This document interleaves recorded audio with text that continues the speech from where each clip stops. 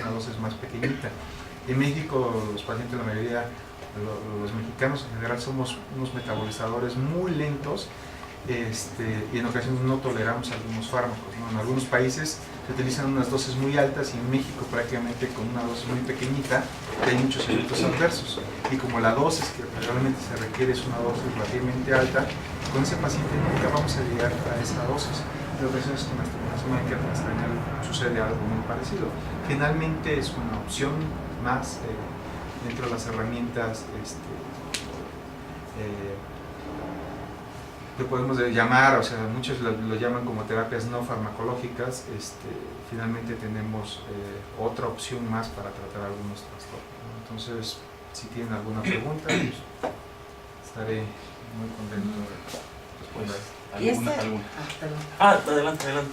Este tratamiento ¿en qué casos se puede utilizar? En el caso de nosotros que, bueno, en mi caso que tengo TOC, ¿podría funcionarme así como una alternativa segura? Yo he publicado algunos trabajos en colaboración con colegas psiquiatras y demás. Las evaluaciones y todo lo que está pasando en la parte psiquiátrica las conozco porque ellos me comentan, me dicen cambió esto, me significó lo otro, ¿no? Al final cada uno se dedica a una cosa completamente diferente. Entonces yo te podría hablar mucho de lo que es mi área de trabajo. De este tipo de patologías tenemos diversas publicaciones, los efectos han sido muy diversos incluso, porque, como te comentaba en la presentación, o sea, tienes que llegar y tienes que hacer la misma terapia para un grupo de pacientes, ¿no? Pero la conclusión a lo que estamos llegando es de que esos resultados pues, pueden ser muy heterogéneos, ¿no? Porque hay individuos que responden y individuos que no. Entonces lo que se está tratando de hacer con este tipo de terapia es una terapia muy personalizada, ¿no? Cada paciente va a responder de una forma diferente y seguramente se tiene que tener un protocolo diferente para cada uno de los individuos, ¿no? Hay quien responde a una dosis bajita de un fármaco y hay quien no. En términos generales, para los trastornos psiquiátricos, los efectos han sido muy buenos. De hecho, uno lo mencionaba ya en términos terapéuticos, no de diagnóstico ni de investigación. En términos terapéuticos, lo que más ha tenido mejores efectos positivos ha sido en trastornos de tipo psiquiátrico. Y a lo que vamos a llegar a un momento es que a lo mejor con la terapia, por ejemplo, tu organismo va a tener una respuesta porque genéticamente tú tienes la capacidad de producir la sustancia que se requiere para poder hacer eso, ¿no? Mientras otra persona no lo va a tener. Y eso a lo mejor cuando solamente se hace la terapia no lo sabemos. Tenemos que hacer un estudio genético literalmente para poder identificar si tienes ese problema, por ejemplo, ¿no? Hay algunas sustancias que se ve, hay una sustancia que se ha asociado a una buena respuesta la terapia con estimulación mecánica transcranial, y en ocasiones hay personas que simplemente no lo producen, ¿no? Y eso o sea, no todo el mundo es candidato. ¿Perdón? No todo el mundo es candidato. No todo el mundo es candidato. Y eso que tiene que ver incluso con una serie de pruebas y demás, también se tiene que evaluar por la parte clínica si ese paciente va a tener un apego, si va a asistir y va a completar prácticamente todo el esquema, ¿no? Saliendo un poquito de lo que es la psiquiatría, pacientes como por ejemplo, tengo entendido de la esclerosis múltiple o Guillain-Barré, o sea, ese tipo de patologías también es manejable con ese tipo de tratamiento. El enfoque va un poquito más, bueno, es un tanto diferente con este tipo de patologías, ¿no? Guillain-Barré, pues es la fisiopatología es completamente diferente. Y la esclerosis, regularmente en Guillain-Barré, pues la mayoría son reversibles, o sea, finalmente pueden haber estado hospitalizados, intubados y demás, porque prácticamente se pierde todo lo que recubre los nervios y demás, pero la mayoría es reversible y requiere terapia y demás, ¿no? Y sí ha visto que en algunos reportes de que el efecto es prácticamente en el tiempo de recuperación y cosas así, ¿no? En otras patologías, pues, neuropraxia, por ejemplo, pacientes que hayan tenido problemas a nivel nervioso, ayuda también en ese tipo de cosas. ¿En qué sentido? En neuropraxia, que trae neuropraxia, pues lesión a nivel nervioso, Ahora, por ejemplo, algunos protocolos que están trabajando en el Instituto Nacional de Rehabilitación, pues tiene que ver sobre todo para ver si en algún momento se podría como que, si la parte en el cerebro, por ejemplo, sigue intacta, ¿no? Y si es solamente una lesión periférica, pues tratar de activar otras áreas en el cerebro, por ejemplo, para que cubran esa función. Cuando hay una lesión de nervio, pues porque hace muchos cambios y demás, pues es tratar de reconectar, ¿no? Y se comienza pues, a manejar otras terapias como algo que se conoce como se conecta un electroencefalograma, es una interfase cerebro-computadora donde prácticamente todo el trabajo lo está haciendo el cerebro, y lo que tiene una órtice robótica que lo que va a poder hacer es la movilidad de lo que es la función que se ha perdido, ¿no? Seguramente para situaciones con un evento vascular o ya cuando hay una lesión del nervio y demás, seguramente van a hacer otras cosas, pero ahí es porque ya la estructura como tal está perdida. Okay. Se refería a estimulación magnética. Me supongo que pacientes con clips, pacientes con... No pueden entrar. Es igual prácticamente lo mismo que sucede en una resonancia magnética, que bueno, ahí es muy generalizado, ¿no? Porque todo está alrededor del paciente. En este caso pues es muy localizado porque depende del tipo de bobina. Entonces está muy localizado para un sitio y depende de la forma de la bobina en el área de estimulación. Una pregunta. En el trastorno obsesivo compulsivo se ha planteado, igual que con la depresión, bueno, a diferencia de la depresión, que se necesita un mayor número de sesiones, ¿no? Que por ejemplo en depresión son 15, 20 sesiones, y en TOC algunos de los artículos publicados han dicho que se necesitan 25, 30 sesiones. Y por ahí he leído que lo importante es el número de pulsos, ¿no? Hay protocolos modificados, por ejemplo, donde eso depende también de una bioseguridad, y cada individuo pues, es diferente, ¿no? Se tiene que evaluar muchos factores de riesgo y demás.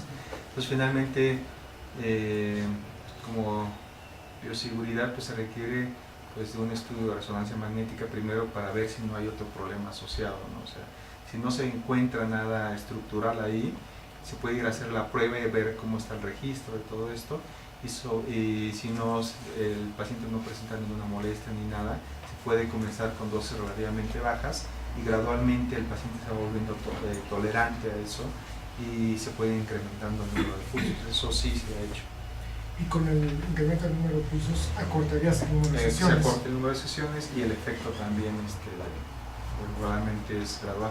Aquí el punto es de que finalmente no es la terapia como tal la que genera el efecto terapéutico, sino es una cascada de eventos ahí, donde por supuesto tiene que ver la producción de alguna sustancia, por ejemplo, o la inhibición de alguna sustancia, y eso pues toma un tiempo, ¿no? Entonces en ocasiones tampoco se puede forzar, no es de, a ver, vamos a dártelo en una sola sesión porque el paciente dice, en lugar de que me cobres 15 sesiones, pues cóbrame una sesión y ahí me haces el paquete completo.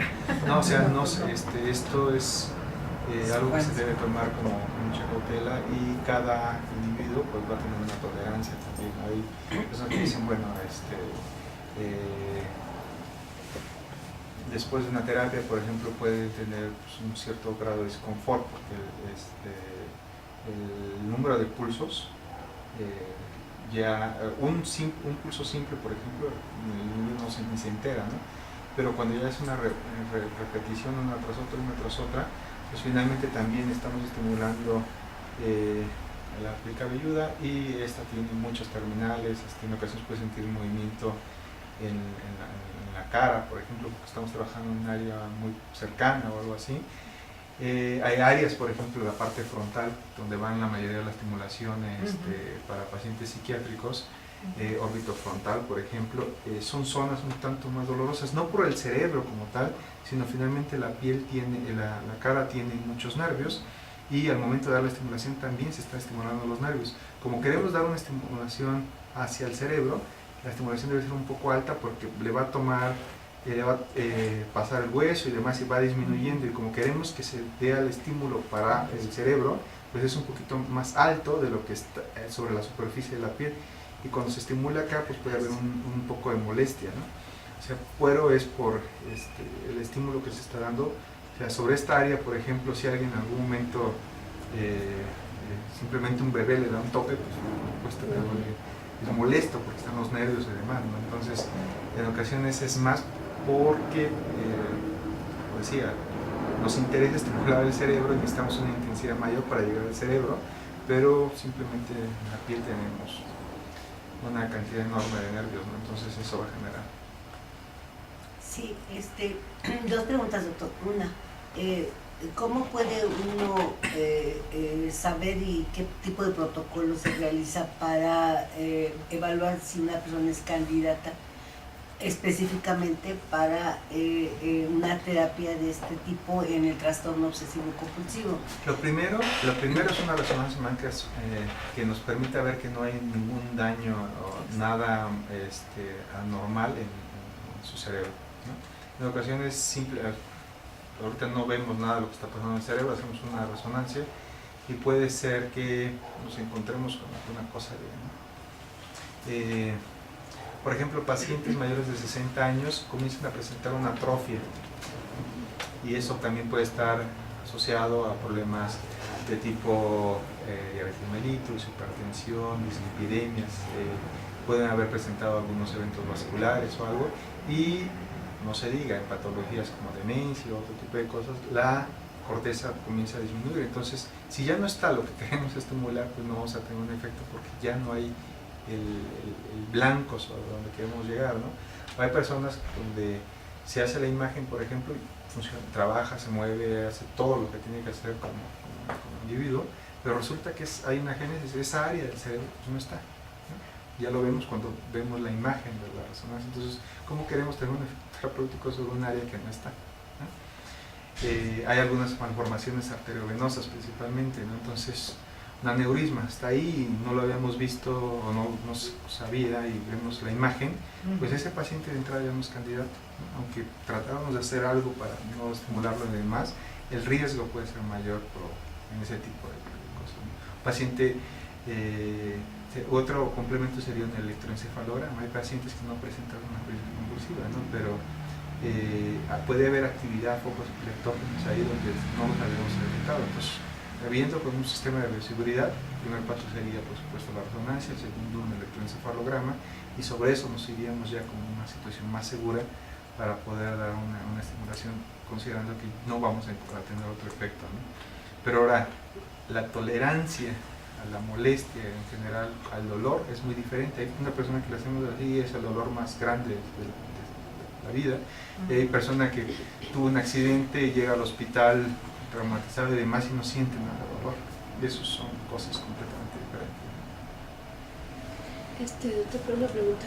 Por ejemplo, ¿para eso se puede medicar al paciente si está sintiendo dolor? Sí, hay protocolos en los cuales se ha dado, pero el dolor regularmente no es una... Puede haber un disconfort, una molestia, así como una situación, como cuando alguien va a presentar y dice, simplemente se deshidrató y dice, me duele un poco la cabeza. Eso es lo que puede pasar en algún momento, incluso con un protocolo relativamente largo. Por eso no se satura al paciente, no es saber que vamos a dar todo el protocolo que se daría en 15 sesiones en una sola sesión, ¿no? Sino son ventanitas las que se van dando, y hay pacientes en los cuales incluso reducimos el número porque dicen que no siente la molestia, ¿no? Entonces, pero eso varía. Hay individuos que hasta se duermen mientras están dando la terapia. ¿Se suspende algún tipo de medicamento? Tengo entendido que, por ejemplo, los anticonvulsivos pueden llegar a tener un efecto con la estimulación, o, no, o puede ser al combinado. contrario, lo único que está pasando ahí es de que muchos de ellos pueden modificar el umbral motor, ¿no? Les comentaba que comenzamos literalmente a subir como si fuésemos con una perillita de volumen, poquito a poquito, y simplemente cuando ya vemos el registro de la actividad, ese es el umbral motor de esa persona, ¿no? O sea, puede ser terapia combinada con medicamento y eso. Tiene ahí, pero debemos de considerar que algunos fármacos disminuyen ese umbral, hay otros fármacos que lo aumentan. Un paciente que llegó y antes de eso se tomó un expreso, su umbral motor va a estar más alto, ¿no? Entonces, si las veces anteriores, por ejemplo, tenía un umbral constante más o menos, ¿no? De repente llega y esos parámetros están modificados, tenemos que ver cuál es la causa. Principalmente están más asociados a la privación de sueño, alcohol, algunos fármacos, por ejemplo, por medicarlo, eso tenemos que conocer. Hay una lista enorme de fármacos y eso es lo primero que, o sea, tiene que ver mucho con una muy buena historia clínica de cada paciente y por supuesto que el paciente comunique lo que está pasando, ¿no? Bueno, y suponiendo que ya soy candidata ya, ¿no? Estoy en el tratamiento, del 1 al 100, ¿cuánto es la mejoría que voy a tener respecto al trastorno? Del 1 al 100. Sería muy aventurado decirte en este momento cuánto vas a tener, pero una prox. Al menos los protocolos más exitosos han tenido hasta un 60-70%, y eso por supuesto tiene implicaciones en cuanto el médico puede evaluar en algún momento reducir las dosis de los fármacos. En cuanto al dolor, por ejemplo, los pacientes más dolor y demás probablemente están en terapias intensivas y necesitan fármacos como morfina, por ejemplo, para tolerar el dolor y demás, ¿no? Pues ese tipo de terapia se ha visto que se ha reducido hasta un 70% la dosis del fármaco, por ejemplo, pues, una dosis muy alta de morfina, 30% la dosis, pero eso varía de sujeto a sujeto. Claro, de persona, ¿no? Y del protocolo y demás. Entonces, yo creo que en algún momento vamos a dejar de tratar así como grupos como para poder ver cuál es el parámetro, no tenemos que ir a trabajar con individuos, y eso es una tendencia dentro de la medicina, lo que se conoce como medicina personalizada, y cada individuo o sea, los fármacos en ocasiones salen, por ejemplo, al mercado y lo hicieron en una población muy abierta y como que los criterios fueron muy específicos, pero cuando se expone una población abierta muchos fármacos se retiran porque se presentan efectos que en esa población controlada jamás se consideraron. Sale. ¿Y qué costo tiene ahorita ese tratamiento actualmente en México? Eso te lo dirá el doctor. Disculpe, ¿y la resonancia usted no lo haría o cómo sería eso para que supiéramos nosotros? O sea, si el doctor Nicolini me llega al precio, seguramente vamos a... Exacto. Cierto. Y en cuestiones de, bueno, hay enfermedades psiquiátricas que son leves, moderadas y graves, ¿no? ¿Sería el mismo número o no? Y la modulación del... Varía. Hay pacientes, por ejemplo, que se pensó en un protocolo de 16 sesiones y desde la sexta ya sabemos que hay una respuesta muy positiva y a partir de ese momento se pueden empezar a ampliar las ventanas. A la hora que venga la siguiente, o sea, las evaluaciones son constantes realmente y estamos viendo a través de las escalas y demás se está viendo realmente la respuesta del paciente. Y hay pacientes que desde muy temprano pueden tener una respuesta, pero también el efecto puede ser muy rápido, ¿no? O sea, y en ocasiones hay que volver a comenzar desde cero. O sea, se puede terminar el protocolo de 16 sesiones y demás, y eso no nos garantiza que vamos a tener una respuesta positiva. Eso es como un fármaco. Hay pacientes que necesitaron 1 mes o 2 meses para llegar al efecto terapéutico y habrá quien necesite un tiempo mayor, quien necesite una mayor cantidad de fármaco. Eso no lo sabemos hasta que comience a manejar. Sería muy prematuro decir. Yo creo que nadie, ningún médico tiene la certeza al 100% cómo va a ser la respuesta de cada paciente. Sí, dependiendo de cada individuo. Y en relación a si a alguien le hacen esta terapia, este tipo de terapia, mejora, pero no hay cuestión de que se vuelva a regresar con... O sea, que sea permanente o que... Ningún tratamiento es permanente, o sea, simplemente aquí vimos una ventana, por ejemplo, de 90 días, pero la vida continúa. La evaluación ahí simplemente se vio que a partir de 90 días, de una escala muy alta, pues prácticamente fue muy bajita, un parámetro normal, donde cualquiera tendría cierto grado de depresión, ¿no? Pero va a depender, por ejemplo, si continúa el tratamiento farmacológico, si se reduce el tratamiento farmacológico, el paciente regresa a la consulta, se evalúa, si se ve que los puntos continúan subiendo, pues regresa, por supuesto, a una terapia. Pues esto no es una solución. O sea, todos los pacientes en algún momento quisieran llegar y decir, Sí, ofrézcame aquí, hojalatería y pintura y ya se resolvió el problema. Pero no, es como un auto, o sea, va a tener que volver a regresar en algún momento para nuevamente. Para el mantenimiento. Exacto. Sí, y si ahí, por ejemplo, bueno, también sería otra, efectos o cuestiones emocionales, traumáticas, sería lo mismo, ¿no? Regresaría a lo mejor por ese tipo de cuestiones. La comorbilidad, que es algo Es- muy conocido, por supuesto. Simplemente imaginemos un paciente que tiene una X patología, ¿no? Y simplemente por factores de riesgo de ser hombre y tiene un problema de la próstata, eso ya hizo que pum, ¿no?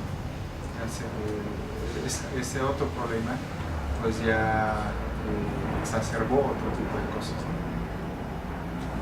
Eso, por supuesto,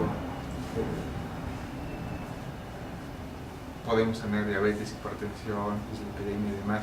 Si eso no está controlado, el piso más superior pues se va a tronar. O sea, primero, bueno, apenas me di cuenta que tengo problemas vasculares. Primero tengo que tratar el vascular y luego la cabeza. Es conjunto, ¿Sí? o sea, todo.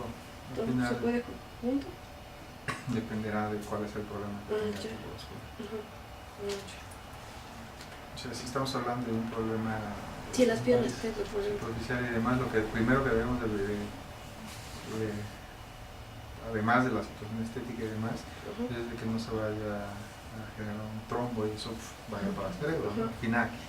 Pero ese es otro tipo de cosas. Ya. ¿Alguna otra pregunta, comentario?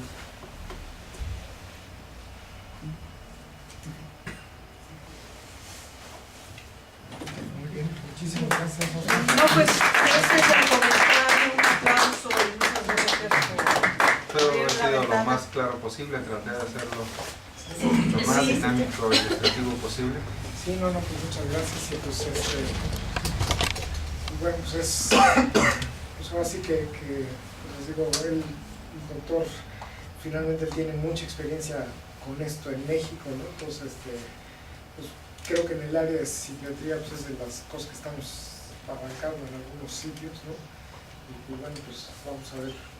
Y concretamente en el obsesivo compulsivo, los protocolos de estimulación más o menos ya están establecidos en otros sitios del mundo. Aquí pues vamos a ver cómo empiezan a funcionar. Yo espero que para pues ya vamos a estar haciendo unas pruebas en las siguientes semanas y yo creo que ya en marzo vamos a usar.